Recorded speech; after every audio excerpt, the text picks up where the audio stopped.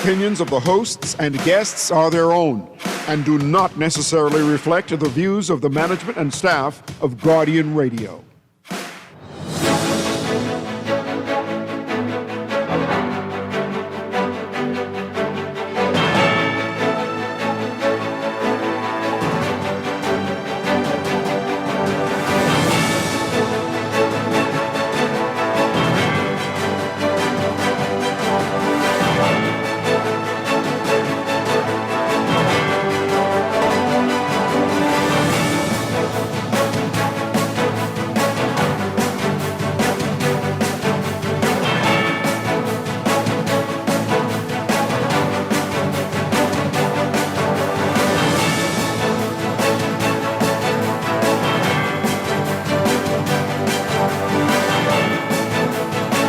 Good morning. Prime Minister Davis says a badge can never place anyone above the law. He promises a review of police rules after weekend killings involving off-duty police officers. The central bank governor warning everyone to be on alert and remain vigilant as the war in the Middle East rages on. And we are talking with the Minister of Works and Family Island Affairs, Clay Sweeting. That's all ahead this morning. I'm Dwight Strachan, and this is Morning Blend. Wake up, it's a new day. Wake up, it's a new day. It's the start of a new way. Know that it's the start of the end of the old way. Wake up, it's a new day. Wake up, it's a new day.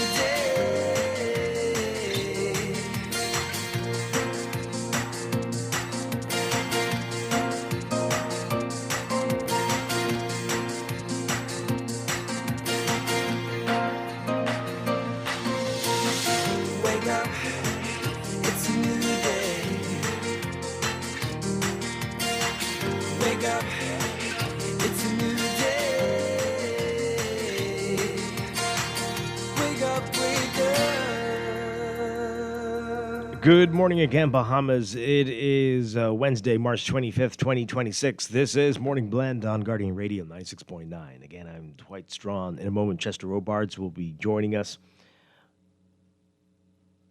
That's all straight ahead. But first, it's time for the overnight, the latest breaking news from while we're sleeping. The top national and international headlines this morning.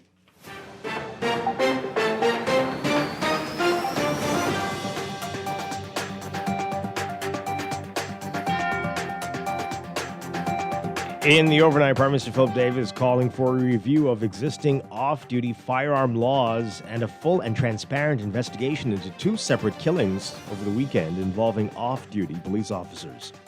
Davis saying in a statement, quote, "I've been briefed on two separate fatal incidents involving off-duty police officers over the weekend. One matter concerns the tragic death of an American national. The second concerns a confrontation in which, according to the early police account, a man allegedly attacked an officer. Each case must be investigated on its own facts." He says he's asked for that full and transparent investigation. And he says that where the evidence supports criminal charges, the law must move swiftly. The Prime Minister saying that the police officers should not be above the law, saying, quote, "The badge can never place anyone above the law. This moment also requires action beyond these cases. We must review the rules governing off-duty carriage of firearms, strengthen de-escalation standards, and examine less lethal options for our law enforcement agencies so officers have stronger tools to protect life wherever possible." Grand Bahama Power Company CEO Dave McGregor, in an email to employees, says that while with the government over the sale of the company, while talks with the government are progressing, he said no final agreement has been reached. McGregor's comments coming yesterday after the Davis administration's two resolutions in Parliament on Monday seeking approval for the government to guarantee a $200 million loan to Grand Bahama Energy Company Limited for the acquisition of all the ordinary voting shares of GBPC, the power company, and an $80 million loan to assist with capital expenditure and working capital. McGregor saying that while the discussions continue between Emira and the government and continue to be productive, he said no final agreement on the sale has been reached, saying, quote, "I know that uncertainty created by a potential change in ownership isn't easy, but I remind you to please keep your minds on task, work safely, and watch out for each other." Back in January, Prime Minister Davis announced the government signed a memorandum of understanding with Emira with respect to the GBPC, and that it reflects a, quote, "shared commitment to explore a new path forward for energy in Grand Bahama." The Bahamas should be concerned about the net negative effects of the current Middle East crisis. According to Central Bank Governor John Roll, he says what we're experiencing so far still does not add up to the forecast of economic contraction. He said the positive growth is still projected, but the country has to remain vigilant. The IMF, the International Monetary Fund, has projected real GDP growth of around 2.2% in 2026. A judge sentencing 3 men for the rock-throwing death of a schoolgirl. 16-year-old honor roll student Mizalana Bokamp was headed to school by bus on March 11, 2016, when a group of men hurled rocks at the vehicle, breaking windows and fatally hitting her in the head. Dwayne Harris, Antonio Brown, and Jason Dorsley, also known as Jason Pettyhome, were charged with murder in relation to the incident. In 2025, they were acquitted of murder but found guilty of the lesser charge of manslaughter. Justice Neil Brathwaite found that a sentence of 18 years is appropriate for the crime. However, the sentence were reduced after the convicts received credit for the time spent on remand. As a result, Dorsley and Harris were sentenced to 16 years and 6 months, and Brown was sentenced to 15 years and 8 months. Deputy Director of Public Prosecutions Yukil Bonaby and Akira Nichols were the prosecutors. A 52-year-old Nassau man who allegedly raped his niece has been charged with incest. The man allegedly committed the crime against the 36-year-old niece on March 16th. The man, whose name has been withheld to protect the identity of the victim, did not have to enter a plea when he appeared before Magistrate Abigail Farrington. He was denied bail, and the matter was adjourned to June 22nd for the presentation of a voluntary bill of indictment. And a child molester who reoffended shortly after his release from prison needs help, according to his lawyer. 58-year-old Dwight Bell pleaded guilty to unlawful sexual intercourse with a minor of the same sex last year. The charge concerns an incident that took place on September 7th, 2024 in New Providence. Bell lured the 9-year-old boy into his home and raped him. After the sexual assault, he gave the boy $2 and a bag of chips. It took place soon after Bell completed a sentence of 9 years and 5 months for molesting a 5-year-old boy. Bell told a probation officer that he needs help and that he had problems controlling his urges. Bell's lawyer said that psychiatric treatment during his first sentence would have been helpful to help him quell that urge. He suggested a sentence of 10 years in prison coupled with psychiatric help.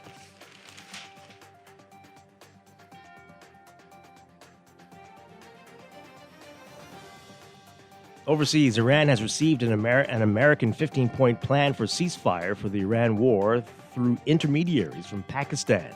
That's according to officials in Islamabad today. The proposal was sent even as Washington began to move paratroopers to the Middle East to back up a contingent of Marines already heading to the region. Iran's military scoffed at the diplomatic efforts and launched more attacks Wednesday on Israel and the Persian Gulf region, including an assault that sparked a huge fire at Kuwait International Airport, sending black smoke billowing into the sky.